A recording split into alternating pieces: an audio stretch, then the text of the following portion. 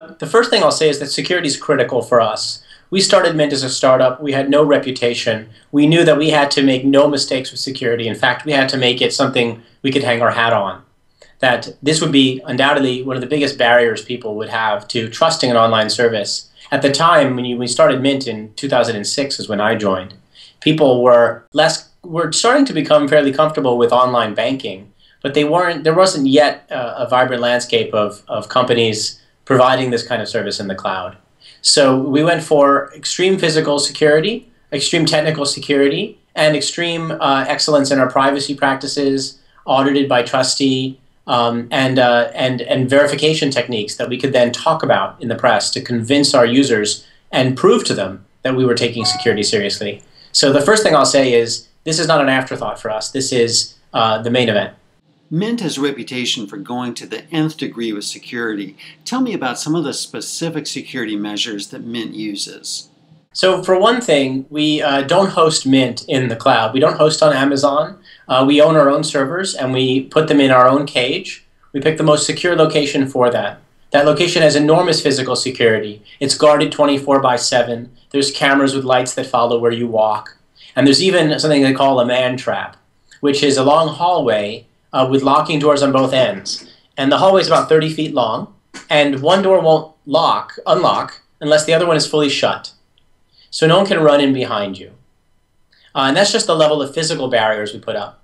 We also put up technical barriers. So our data is encrypted. Like all good websites, we encrypt the data in transit, and we encrypt also the most sensitive data at rest, even within our data center.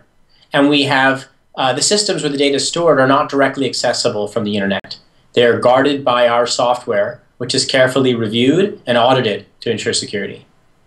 I know that Mint is a so-called read-only service, meaning you can see your financial information through Mint, but you can't actually move money around. Still, users have to give their passwords to Mint, the passwords to their bank accounts and credit card accounts and such. And so tell me about what you do to protect those passwords. We only need that password once to establish a linkage to your account. We don't keep that in a reversible manner accessible by the servers that run Mint.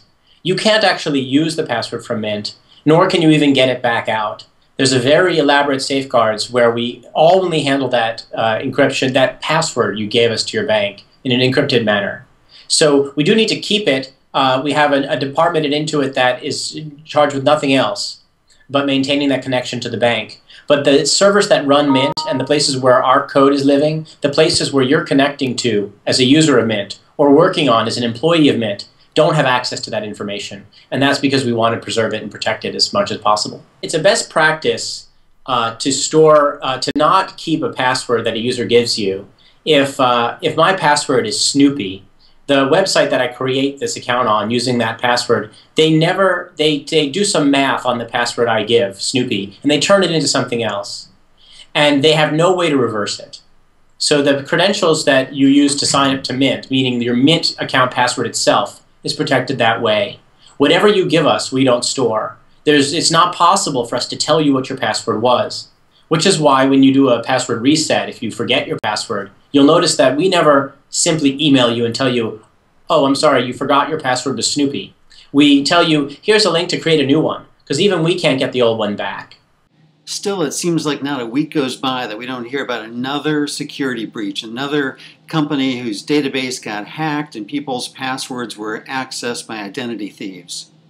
Many of the things you hear about in the news, not all of them, but many of them are accidents. Accidents where a government agency had a list of social security numbers and they put it on a server that just so happened to be running a web server.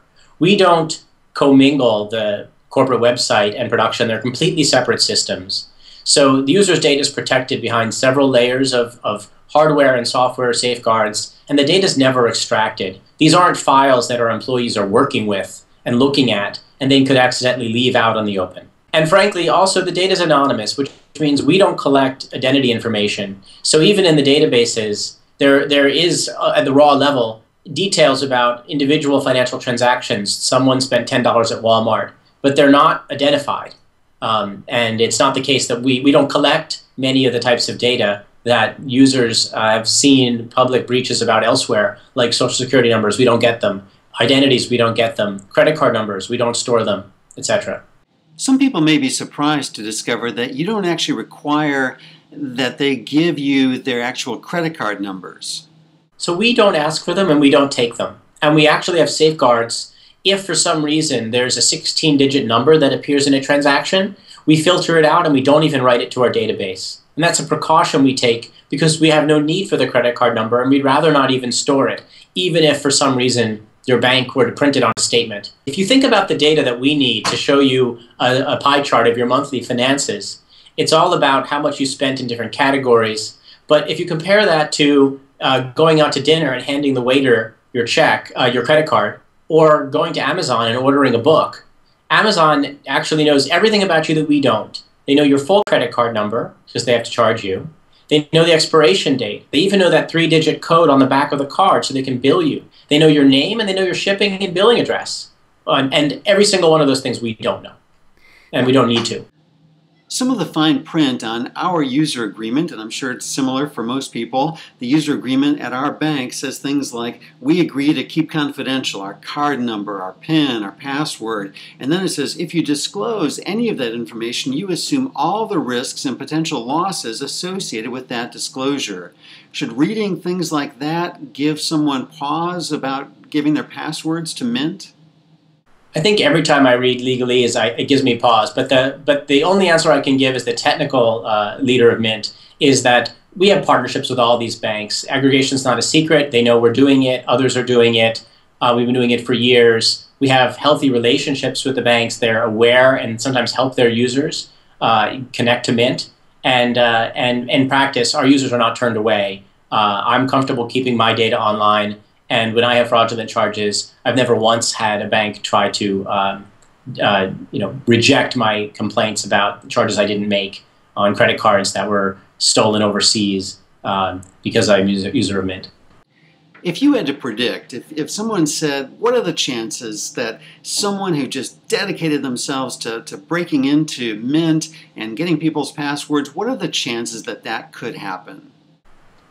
It's impossible for me to quantify that. As a security, as someone who's worked in security before, it's very difficult to make absolute guarantees, to give precise numbers on these things.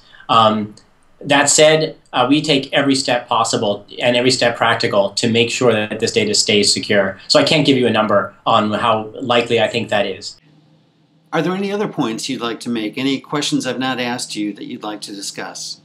I'll probably only say two things. One is that awareness is the best way for you to to reduce your financial risk, is to look at your statements, whether you do it through Mint or you do it by reading them. And second, there are plenty of risks online, sure, and in today's day and age, identity theft and you name it. But when you think about the importance it plays to our brand and to keep the data of our 5.5 million users safe, and the information security practices we do, firewalls, auditing, we hire hackers to try to break into the site. We give them a copy of our source code and we assist them in a test version and see if they can get through, and they haven't been able to, and we do this regularly. Our security is generally light years ahead of the average desktop user security. So when they're connecting to their bank online and they're doing it from a PC that their kids are downloading Lord knows what software on. There's many sources of risk in the world, but if you quantify them and you try to take them seriously, the risk of using Mint is very, very, very low. And the benefits to what it will help you do and to stay on top of your finances and to spot fraud if it exists. Mint is all about transparency and showing you your financial data.